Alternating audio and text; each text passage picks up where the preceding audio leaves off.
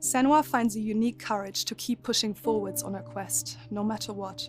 She sees the world differently to those around her and faces challenges others would avoid. When driven so strongly by one powerful purpose, she will do anything to rid the world of the darkness. This is her life's mission, and she will not stop until she fulfills her quest.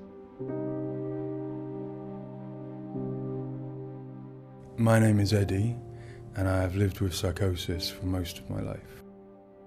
To me, psychosis means living in a different reality, a reality that isn't shared with other people. Often living with psychosis is dark and miserable. While experiencing psychosis, I've got to hear the voice of God, the opposite, seen and spoken with angels, and been to hell itself. Recovery college and peer support really did turn my life around. I thought I would never get better, and yet here I am.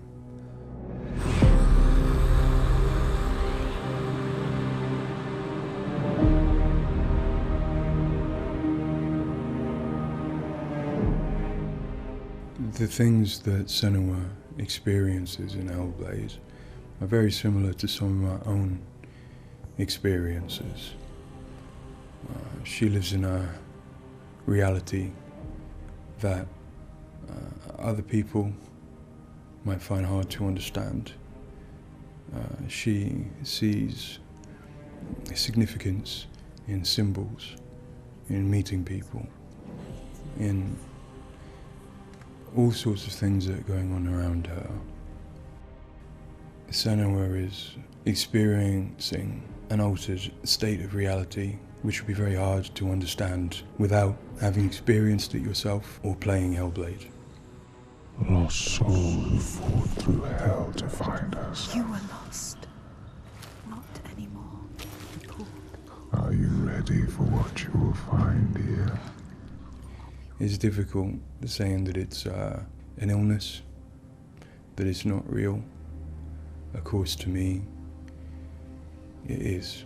And of course, to Senua, it is. And that's what's driving her to do these amazing feats of courage, to overcome pain and exhaustion, to do what she knows she must. All the fear, everything I've seen, everything I've done has led me to this place. We've come so far, not far enough. Say it. You are ready. Tell them. In Senua's Saga Hellblade 2, we tell the second part of the story of Senua, a Celtic warrior who, like Eddie, has experiences of psychosis, seeing the world in a unique way and existing in a reality unshared by others. At a surface level, this manifests for Senua in seeing things that others don't, hearing things that others don't, and having unique beliefs about the world.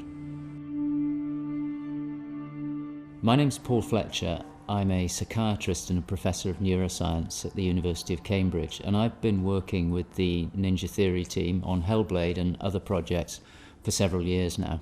I am a clinical doctor, but have also added research and teaching to my role. And in all three areas, I'm especially interested in the human brain and how it strives to make sense of the world, which is complex and changing all the time. The lake, like a mirror. You can see the reflection. Senua, like many people, experiences psychosis. Now, psychosis is not a diagnosis, although it is associated with a number of medical and psychiatric conditions. But ultimately, it's a loose description of a shift in one's experience of reality. What are you doing? Screams of the dead. There's something here. They are not. I need to find out what it is. They are. A person with psychosis might experience changes in their perceptions and their beliefs. For example, they might see or hear things that other people can't. and they might come to believe things that are quite uncharacteristic for them. For example, they might feel that somebody, perhaps somebody even very close to them, is intent on trying to harm them. Now, it's very important to remember that this is not just a vague feeling or an imagination. To the person, it feels like their reality, just as everything around me feels like my reality to me. I, like many people, feel that in order to even begin to understand psychosis, we have to start with thinking about how the brain works in general, how it makes sense of the world around it. And when we do that, we're repeatedly confronted with evidence that actually it doesn't just rely on the evidence of our senses, but it actually relies on what it already knows, on its predictions, its anticipations, and its expectations. Your voices. Now that might seem like a defect. After all, why would we want to rely on what we already know rather than what the world is telling us? But if we did act simply as passive receivers, we would be completely swamped. We'd be like a newborn infant trying to make sense of the colours and shapes without any way of having a framework to try and understand those colours and shapes. Our senses are bombarded with information from the world that's rapid, it's intensive, it is noisy, ambiguous, unreliable. And if we were to try and make sense of that without imposing patterns and expectations, then it would be like trying to assemble a multi-dimensional jigsaw without knowing what the picture was on the box. Many of us think that the brain ultimately is an organ that makes predictions. It craves patterns and associations in order to make sense of the world. And without that, we are confronted with a feeling of uncertainty, of anxiety, of distress, even of fear. They're calling. Something is drawing near. Where do these predictions come from? Many of them are actually embedded in the structure of our brain, probably wired there by evolution. Many of them come from our earliest experiences as babies, trying to make sense of this new world that we're born into. Many come from our early childhood experiences, from what we learn from others and how we interact with others, from our parents, our teachers, our friends.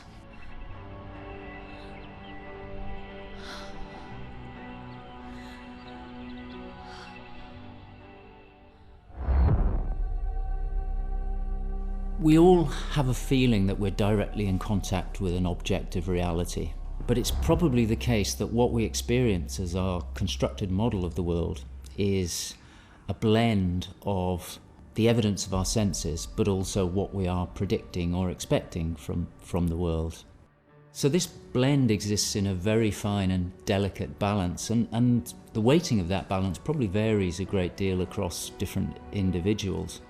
But crucially, this balance is what determines how we experience and interpret and act upon the world. And some of them are embedded in shared experiences with others, our society, our culture, our arts, even our religions and our mythologies. So for the most part, this works very well for us and enables us to make sense of the world, but it's also, being a delicate balance, it can be shifted, and it's very easy, even under the most normal day-to-day circumstances, to deviate from objective reality. A good example of this is the hollow mask illusion.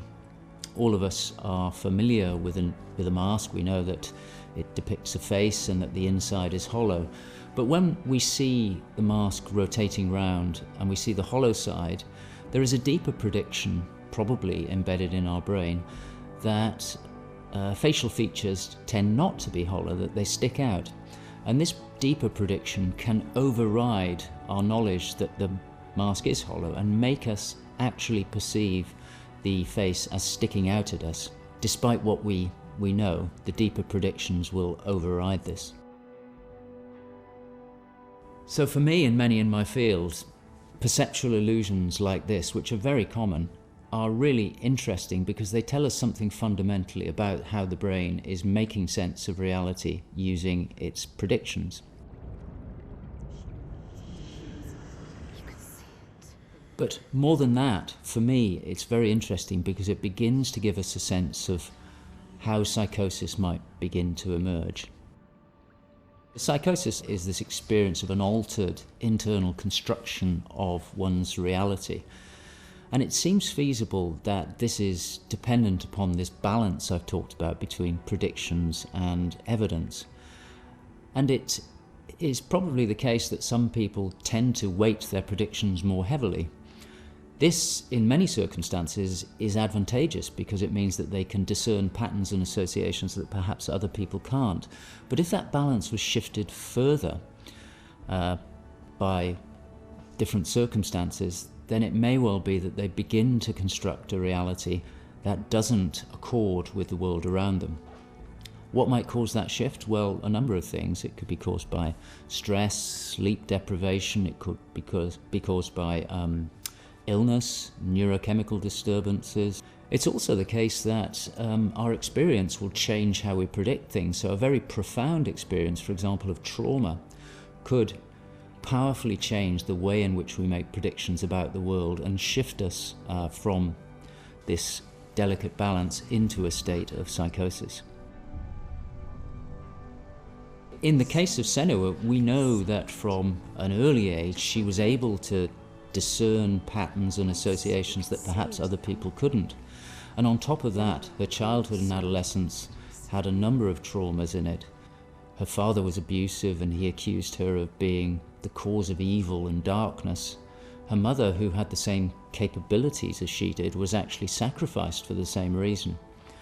And in addition, her village was attacked by Vikings and her lover was brutally killed.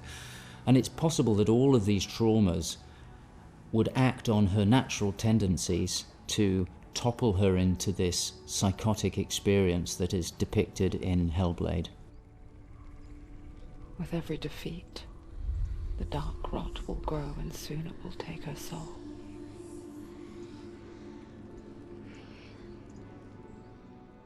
In Hellblade Senua's Sacrifice, we find Senua discovering and understanding her experiences.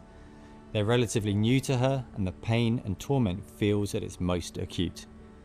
Having travelled to a new place, with a mind full of her trauma and Druth's stories of the Vikings, she embarks on a journey of coming to terms with what has happened in her life. Ultimately, rather than finding the unachievable certainty of rescuing Dillion, she achieves certainty in the realization that Dillion is gone forever. She learns to accept his death, and in turn, her experiences of psychosis. Even in darkness, the wonder and the beauty of this world never leaves us. It is always there, waiting to... In Senua's Saga, we find Senua at a different place on her physical and mental journey. Empowered with the sense that she has overcome her own darkness, she's now compelled to follow a new quest, to save her people from that same darkness. You smell their fear. He's here. Death is coming. Look at the bones. Death is coming for Look at the you. bones. That's going to be you. That's going to be everyone. In Sacrifice, Senua's psychosis is acute and all-consuming. She is preoccupied and absorbed by her experiences. To some extent, she is enveloped and enslaved by the darkness. She cannot ignore her voices and visions. She's totally committed to the quest within her altered reality. In Saga, there has been some resolution to this. There's no miracle recovery. She still experiences the voices and visions. She still has a changed reality. But the balance of power has shifted. She is the one who is able to be in control. She's able to resist and challenge the voices.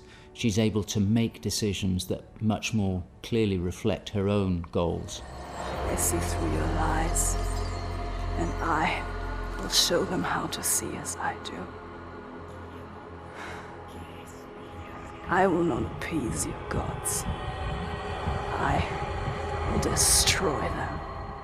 And in addition, in Saga, she is able to encompass the reality of others. She sees them for the constructions that they are, and she is able to interact with them. And I think that's a very powerful change and a very important area to explore. They have lost everything. In Saga, we've had the opportunity to explore the next phase of Senua's mental health journey. One where she's come to a place of understanding, but where she and us as creators have new challenges to overcome. Where Senua's belief system will clash with that of others. Her experiences will play out in the presence of people who don't share her perspective. And where she feels a new sense of power in being chosen for the quest, but also a new weakness, bowing underneath the weight of responsibility that sits on her shoulders. Wait.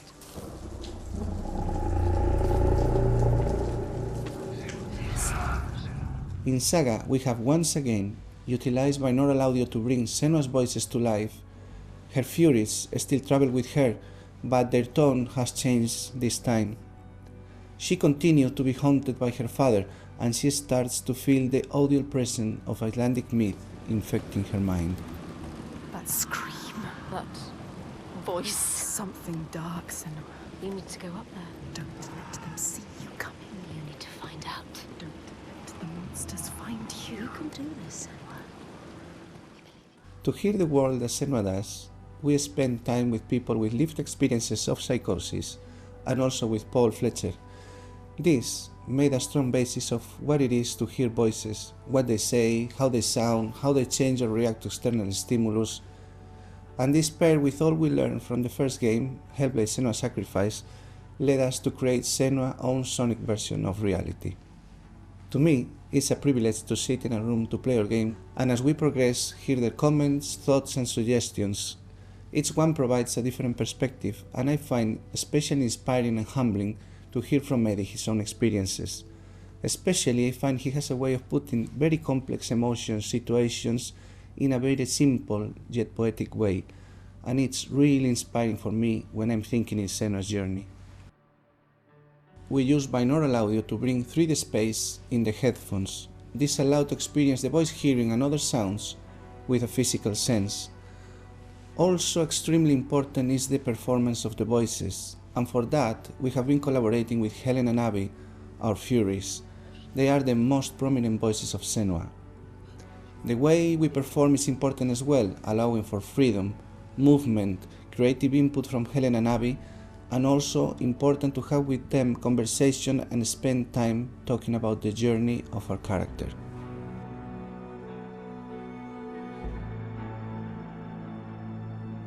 There is a lot of time gone into experimentation, so every sound in the game is connected in some way with the emotion that Senua is experiencing as she travels through Iceland, from the sounds of the nature to some of the musical moments.